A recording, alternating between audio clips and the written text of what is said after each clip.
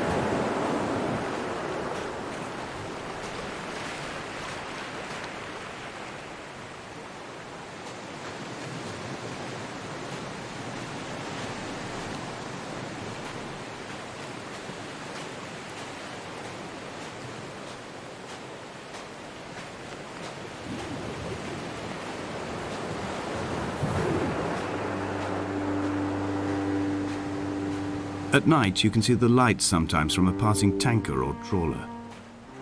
From up on the cliffs, they are mundane. But down here, they fugue into ambiguity. For instance, I cannot readily tell if they belong above or below the waves. The distinction now seems banal. Why not everything and all at once? There's nothing better to do here than indulge in contradictions whilst waiting for the fabric of life to unravel.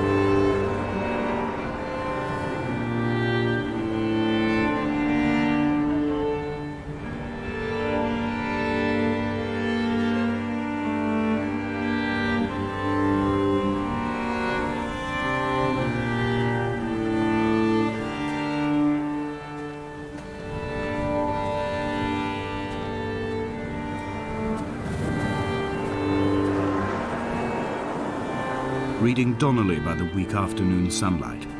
He landed on the south side of the island, followed the path to the bay and climbed the mount. He did not find the caves, and he did not chart the north side. I think this is why his understanding of the island is flawed, incomplete. He stood on the mount and only wondered momentarily how to descend. But then, he didn't have my reasons.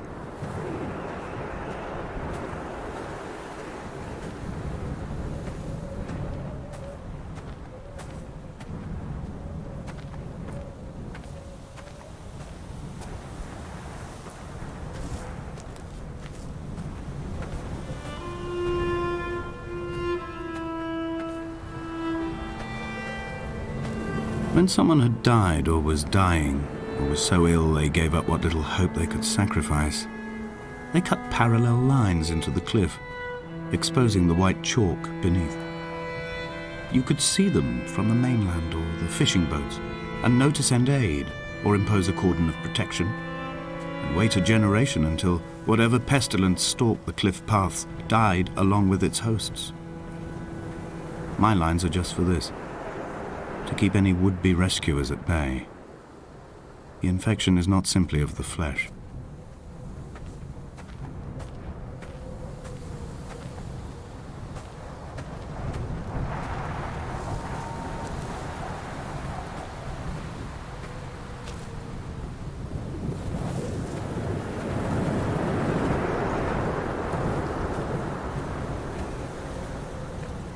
They were God-fearing people, those shepherds. There was no love in the relationship. Donnelly tells me that they had one Bible that was passed around in strict rotation. It was stolen by a visiting monk in 1776, 2 years before the island was abandoned altogether. In the interim, I wonder, did they assign chapter and verse to the stones and grasses, marking the geography with a superimposed significance, that they could actually walk the Bible and inhabit its contradictions?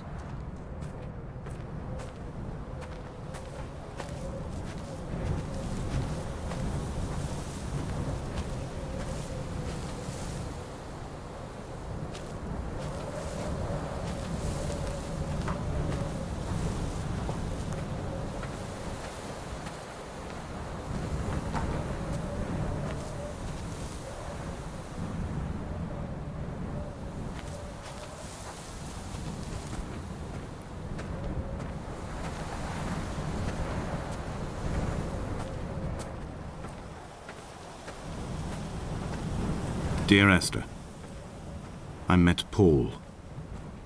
I made my own little pilgrimage. My Damascus, a small semi-detached on the outskirts of Wolverhampton. We drank coffee in his kitchen and tried to connect to one another. Although he knew I hadn't come in search of an apology, reason or retribution, he still spiraled in panic, thrown high and lucid by his own dented bonnet. Responsibility had made him old. Like us, he'd already passed beyond any conceivable boundary of life.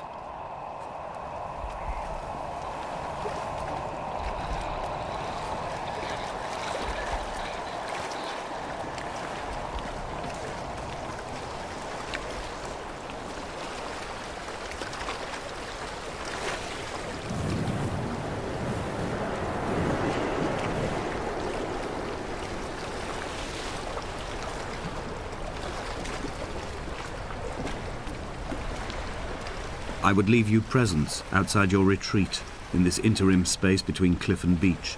I would leave you loaves and fishes, but the fish stocks have been depleted and I've run out of bread. I would row you back to your homeland in a bottomless boat, but I fear we would both be driven mad by the chatter of the sea creatures.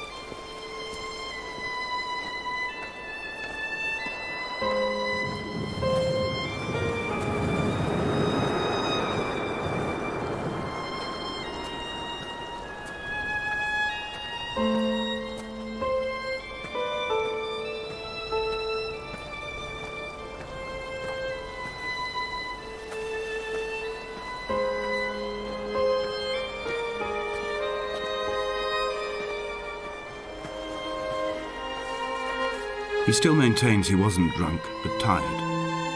I can't make the judgment or the distinction anymore. I was drunk when I landed here, and tired too. I walked up the cliff path in near darkness and camped in the bay where the trawler lies beached. It was only at dawn that I saw the bothy and decided to make my temporary lodgings there. I was expecting just the aerial and a transmitter stashed in a weatherproof box somewhere on the mount. It had an air of uneasy permanence to it. Like all the other buildings here, erosion seems to have evaded it completely.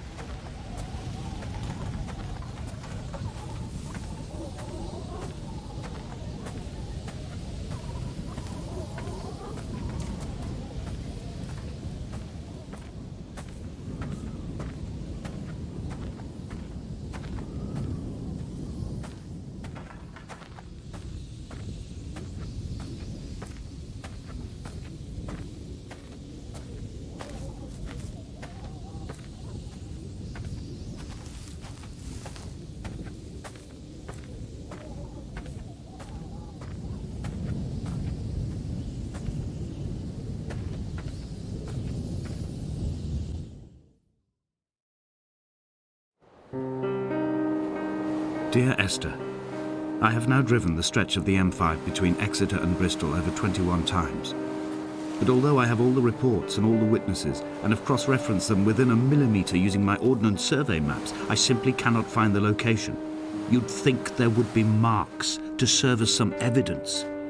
It's somewhere between the turn-off for Sanford and the welcome break services, but although I can always see it in my rear-view mirror, I have as yet been unable to pull ashore.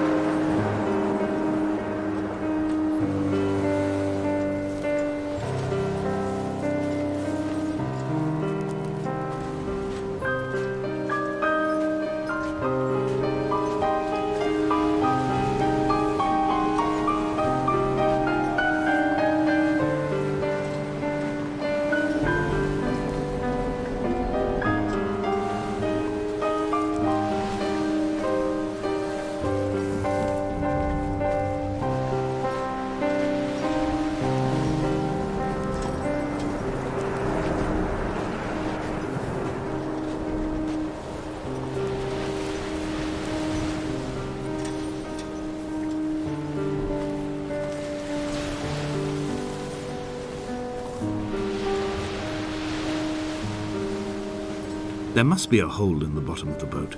How else could new hermits have arrived?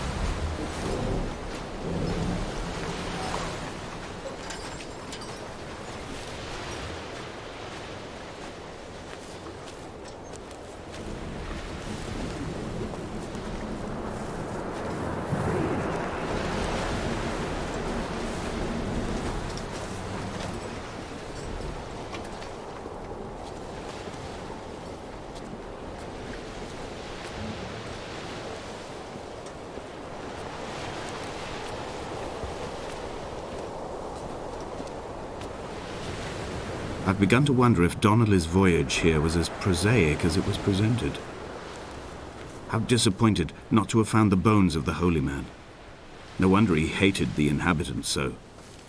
To him they must have seemed like barnacles mindlessly clinging to a mercy seat. Why cling so hard to the rock? Because it is the only thing that stops us from sliding into the ocean, into oblivion.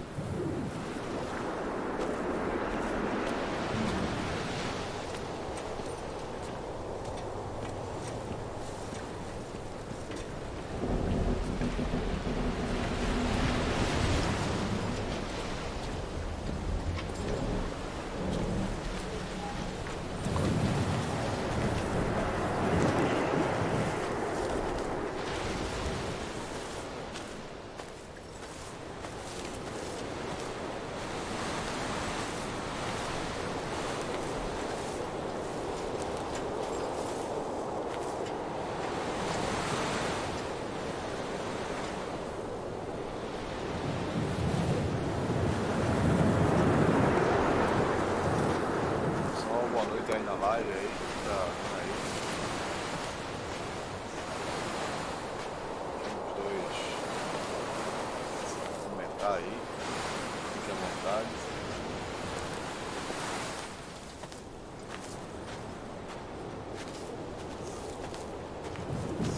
I had kidney stones and you visited me in the hospital. After the operation, when I was still half submerged in anesthetic, your outline and your speech both blurred.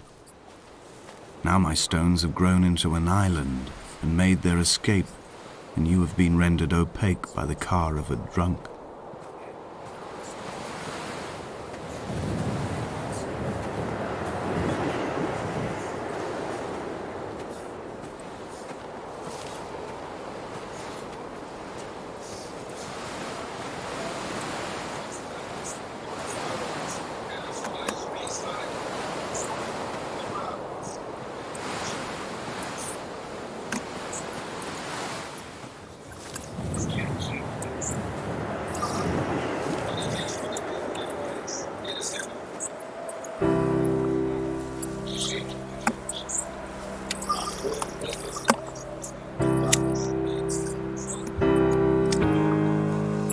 Agora o negócio ficou sinistro.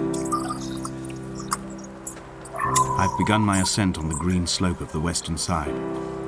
I've looked deep into the mountain from the shaft and understood that I must go up and then find the way under. I will stash the last vestiges of my civilization in the stone walls and work deeper from there. I'm drawn by the aerial and the cliff edge. There is some form of rebirth waiting for me there.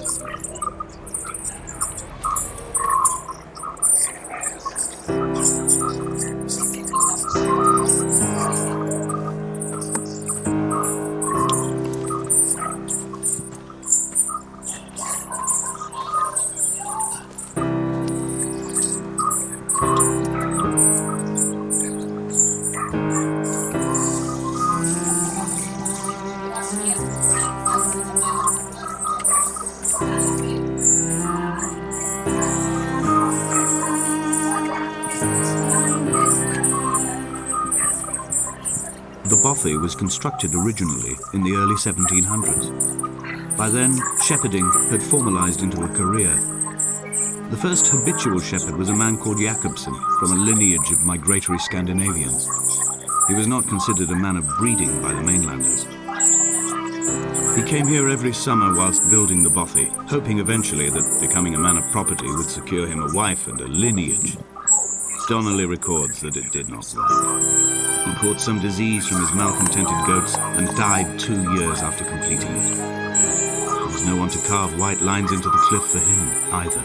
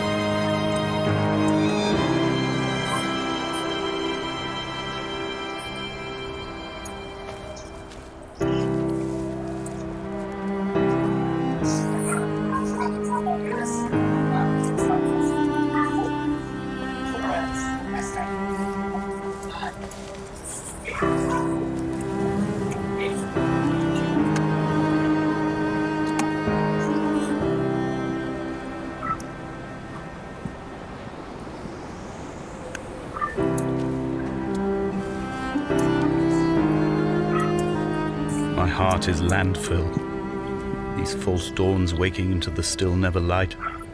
I sweat for you in the small hours and wrap my blankets into a mass. I have always heard the waves break on these lost shores, always the gulls forgotten. I can lift this bottle to my ear, and all there ever is for me is this Hebridean music.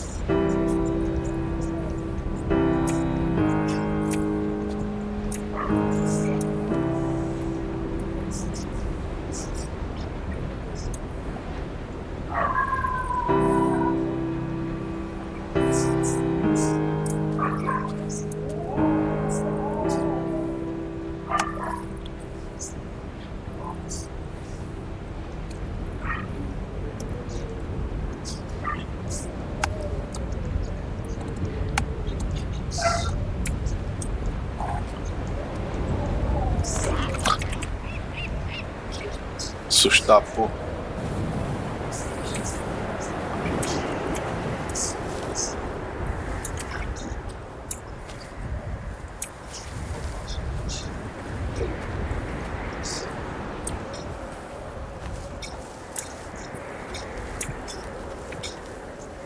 Esses desenhos.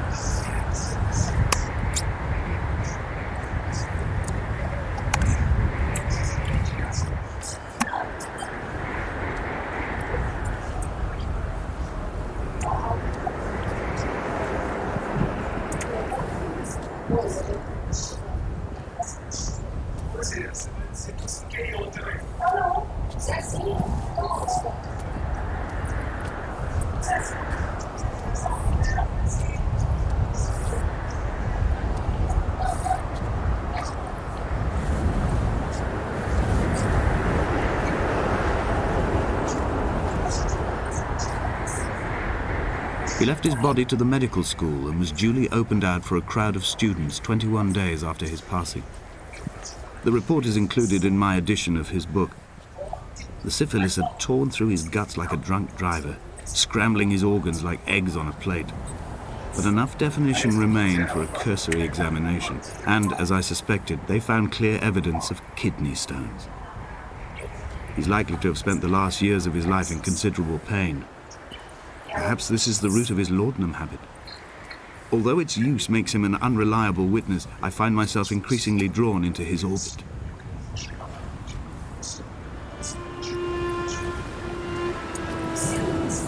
They found Jakobsen in early spring. The thaw had only just come. Even though he'd been dead nearly 7 months, his body had been frozen right down to the nerves and had not even begun to decompose. It struggled halfway down the cliff path, perhaps looking for some lost goat, or perhaps in a delirium, and expired, curled into a claw right under the winter moon. Even the animals shunned his corpse. The mainlanders thought to bring it home unlucky. Donnelly claims they dragged it to the caves to thaw out and rot, but he is proving an unreliable witness.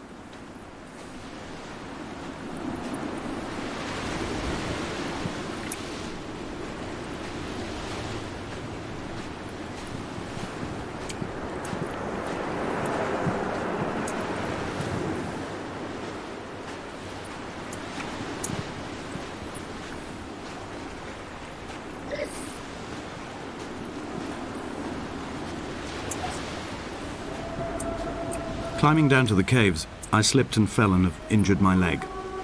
I think the femur is broken. It is clearly infected. The skin has turned a bright, tight pink, and the pain is crashing in on waves, winter tides against my shoreline, drowning out the ache of my stones.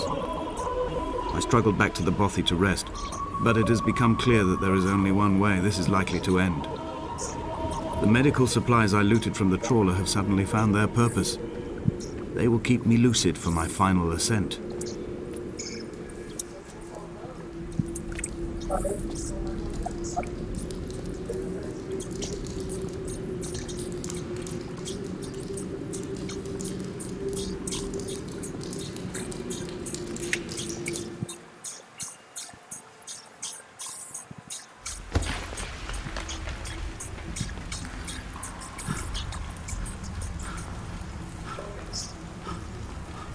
From here, this last time, I have understood there is no turning back. The torch is failing along with my resolve. can hear the singing of the sea creatures from the passages above me, and they are promising the return of the gulls.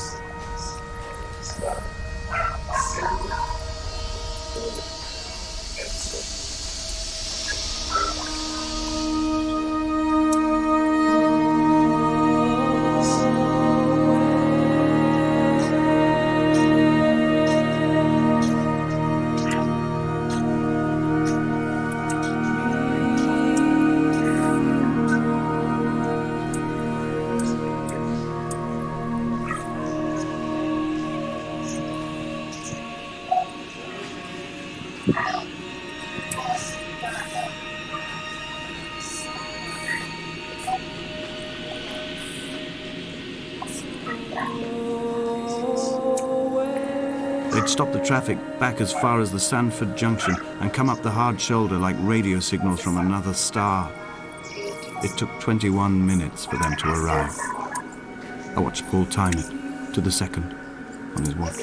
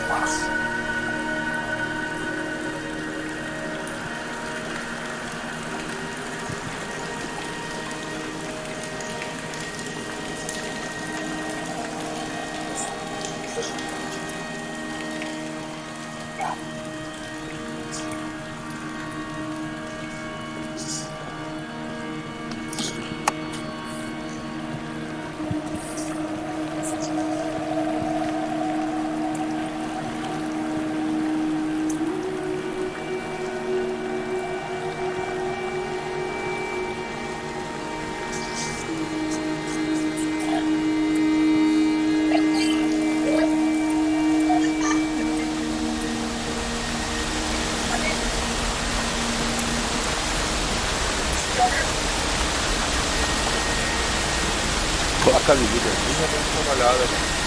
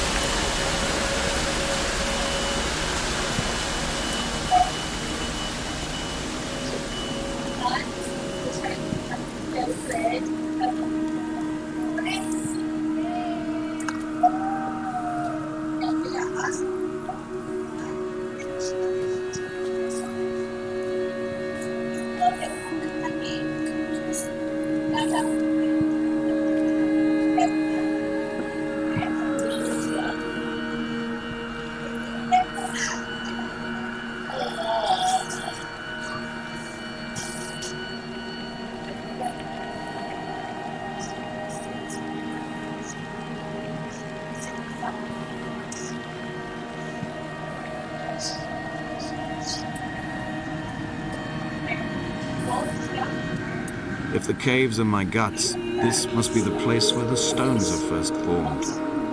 The bacteria phosphoresce and rise, singing through the tunnels. Everything here is bound by the rise and fall, like a tide. Perhaps the whole island is actually underwater.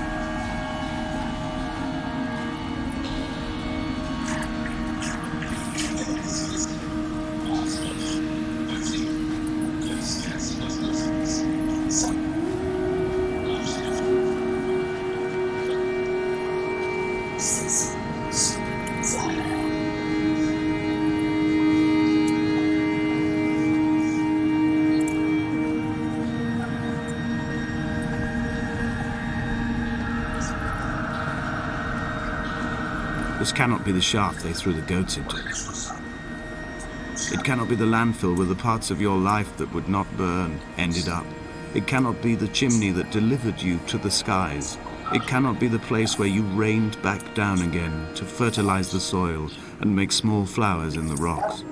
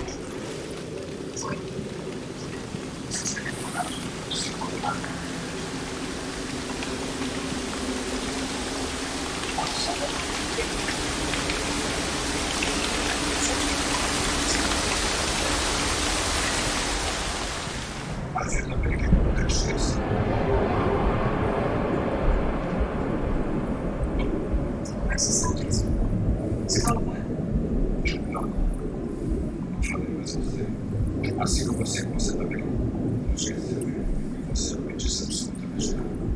Mas eu sei que você não esqueceu.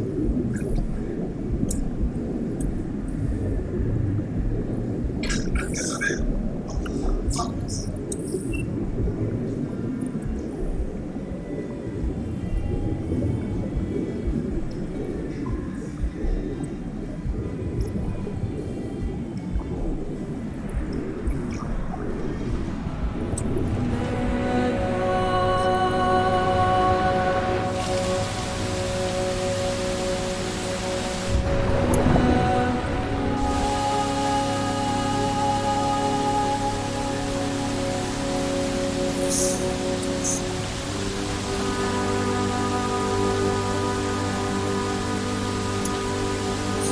Que jogo doido, velho.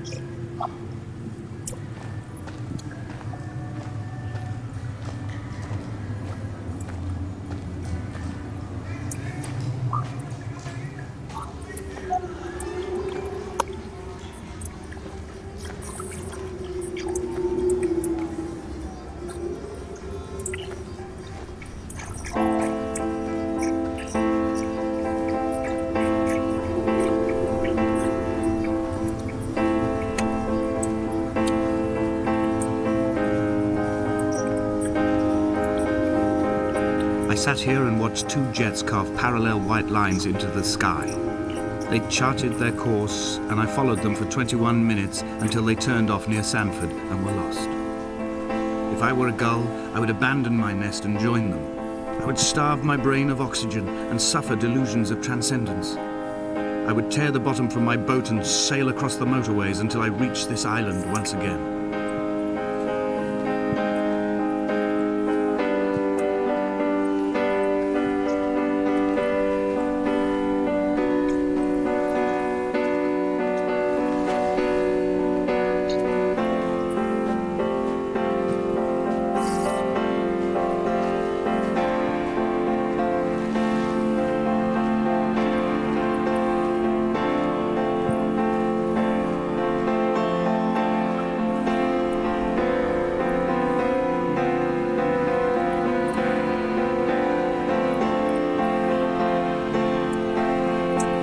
Fire and soil, I chose fire.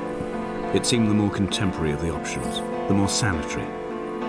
I could not bear the thought of the reassembly of such a ruin. Stitching arm to shoulder and femur to hip, charting a line of thread like traffic stilled on a motorway, making it all acceptable for tearful aunts and traumatized uncles flown in specially for the occasion. Reduce to ash, mix with water, make a phosphorescent paint for these rocks and ceilings.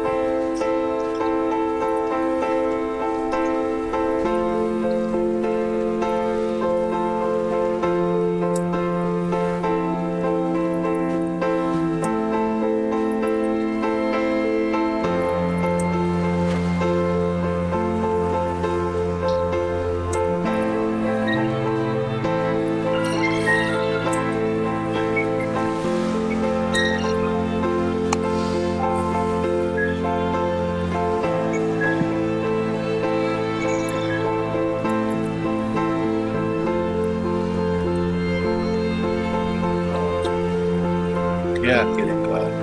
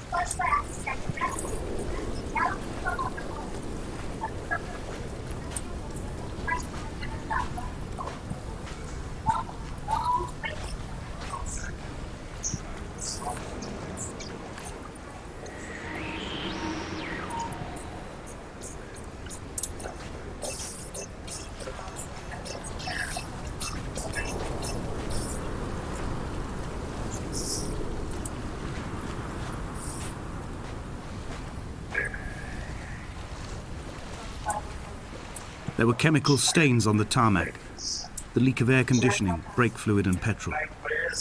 He kept sniffing at his fingers as he sat by the roadside, waiting as if he couldn't quite understand or recognize their smell. He said he'd been travelling back from a sales conference in Exeter. He'd stopped for farewell drinks earlier, but had kept a careful eye on his intake. He could hear the sirens above the idling traffic.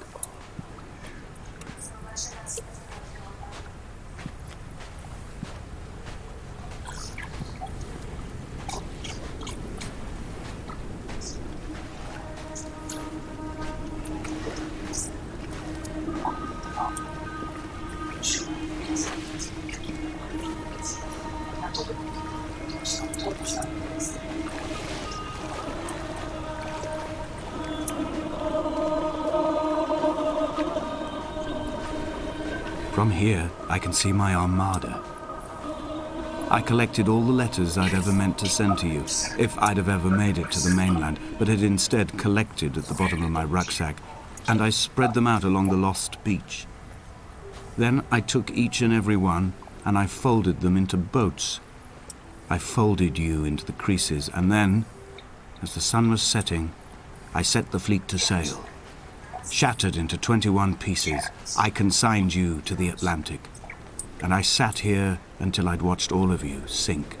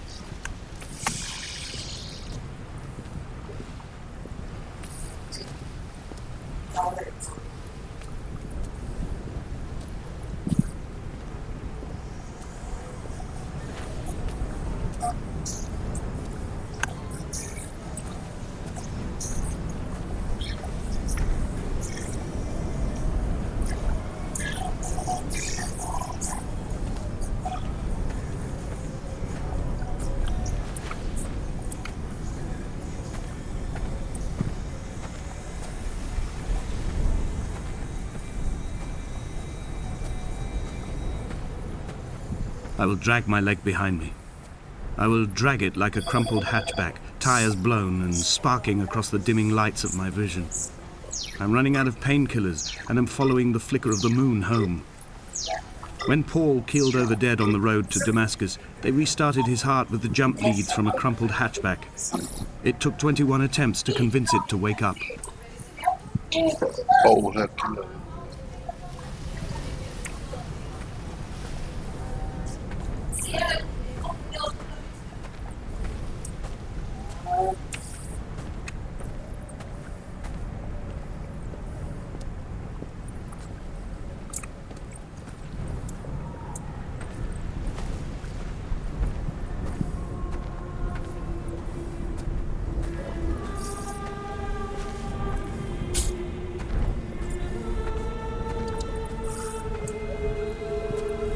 I've begun my voyage in a paper boat without a bottom. I will fly to the moon in it. I've been folded along a crease in time, a weakness in the sheet of life. Now you've settled on the opposite side of the paper to me. I can see your traces in the ink that soaks through the fiber, the pulped vegetation. When we become waterlogged and the cage disintegrates, we will intermingle. When this paper aeroplane leaves the cliff edge and carves parallel vapor trails in the dark, we will come together.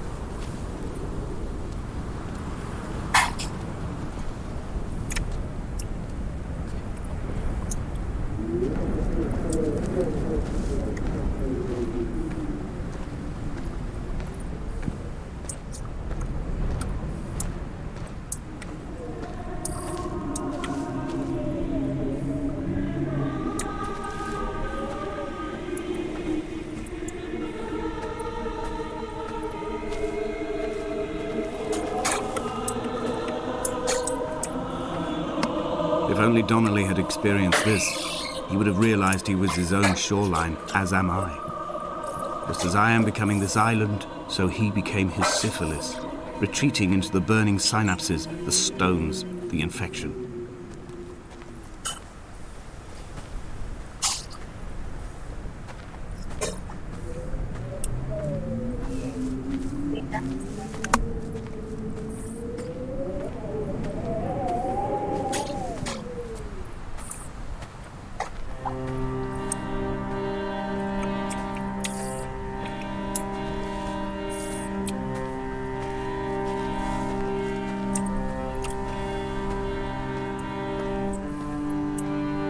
Headlights reflected in these retinas. Too long in the tunnels of my island without a bottom. The sea creatures have risen to the surface, but the gulls are not here to carry them back to their nests. I've become fixed, open and staring, an eye turned on itself.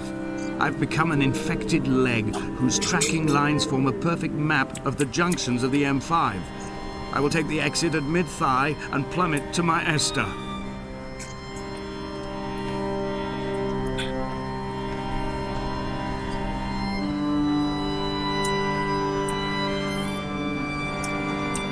Jogo psicodélico, velho.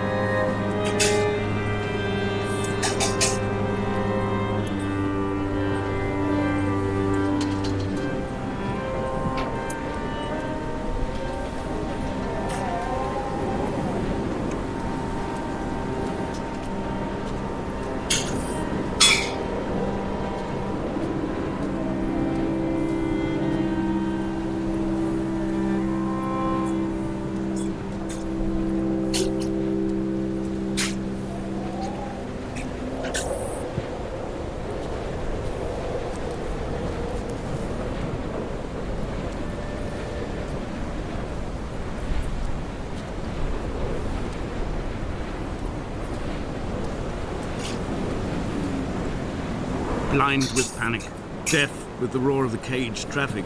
Heart stopped on the road to Damascus. Paul sat at the roadside, hunched up like a gull, like a bloody gull. As useless and as doomed as a syphilitic cartographer, a dying goat herd, an infected leg, a kidney stone, blocking the traffic bound for Sanford and Exeter. He was not drunk, Esther. He was not drunk at all. All his roads and his tunnels and his paths led inevitably to this moment of impact. This is not a recorded natural condition. He should not be sat there with his chemicals and his circuit diagrams. He should not be sat there at all.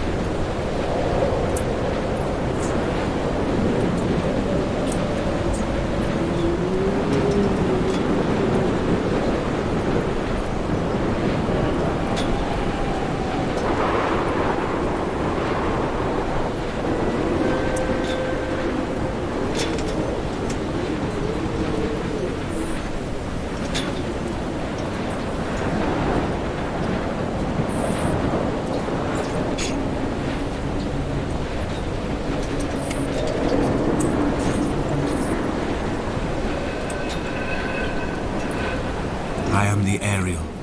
In my passing, I will send news to each and every star.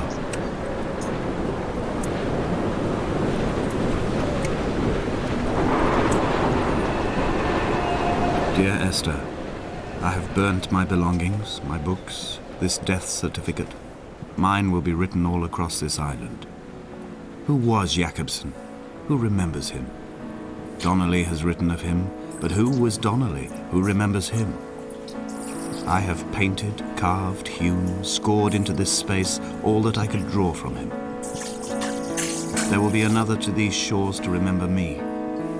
I will rise from the ocean like an island without bottom, come together like a stone, become an Ariel, a beacon, that they will not forget you. We've always been drawn here. One day the gulls will return and nest in our bones and our history. I will look to my left and see Esther Donnelly flying beside me. I will look to my right and see Paul Jakobsen flying beside me. They will leave white lines carved into the air to reach the mainland, where help will be sent.